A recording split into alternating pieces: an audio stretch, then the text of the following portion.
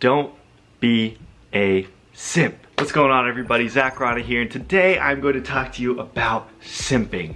What is simping? According to Urban Dictionary, a simp is somebody who cares way too much about the person that they like, cares way too much about their opinion.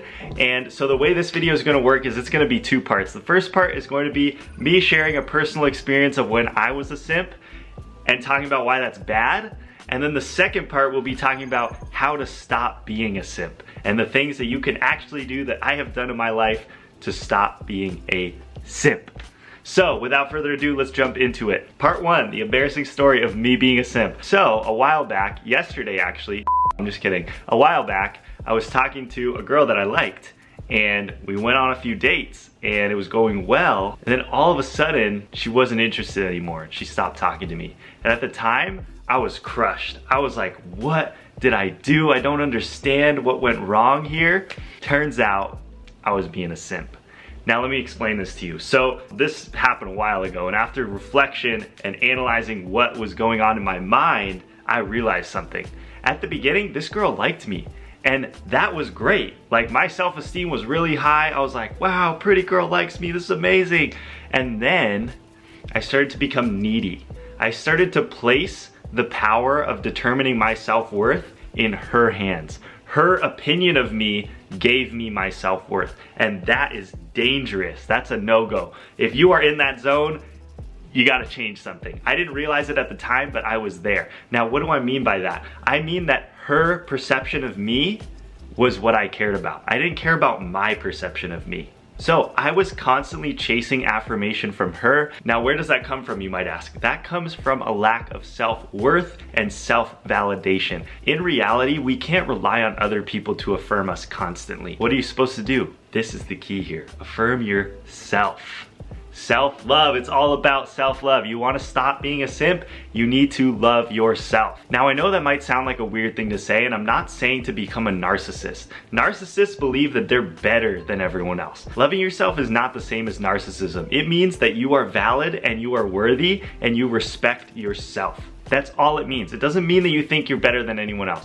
In fact, if you're worried about thinking you're better than someone else, you can do an exercise that I do, which is that I constantly remind myself that I can teach something and learn something from every single person I meet. Yes, even my 12-year-old students, believe it or not, I've learned things from them, all right? Sometimes kids say things like they are and you actually learn things from them. So, you know, you can learn something from everybody. You can also teach something to everybody. So if you meet someone that's like way more powerful than you or way more advanced or that you look up to a lot, I guarantee you their experience is not exactly the same as yours. So there's something that you can teach them. I'm not saying you have to teach them something, but it's just something to think about to kind of level the playing field in your mind. Now, that transitions us to the second part of this video, which is how do you stop being a simp? I said you have to love yourself, but it's not that easy to love yourself. It's honestly really hard, and it's something that I'm still learning how to do, even though I learned about this concept years ago. I recently read a book called Think Like a Monk by Jay Shetty, and one of the concepts he talks about is becoming best friends with yourself.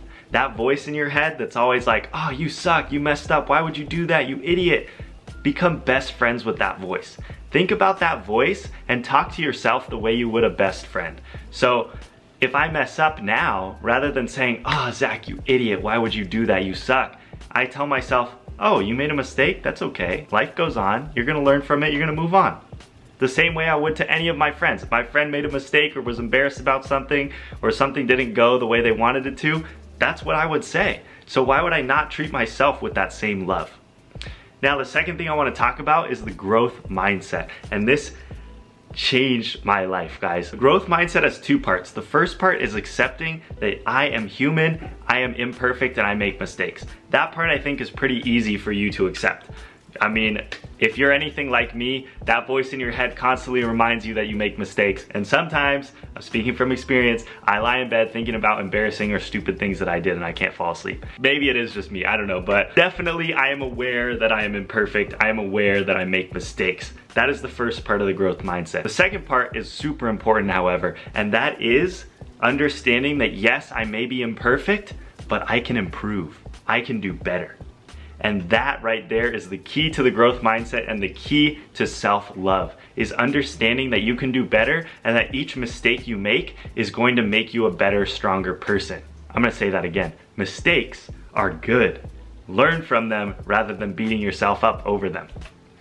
That right there is the key to self-love. Again, sounds great, okay, but how do I actually do that? Let's say, for example, I make a mistake.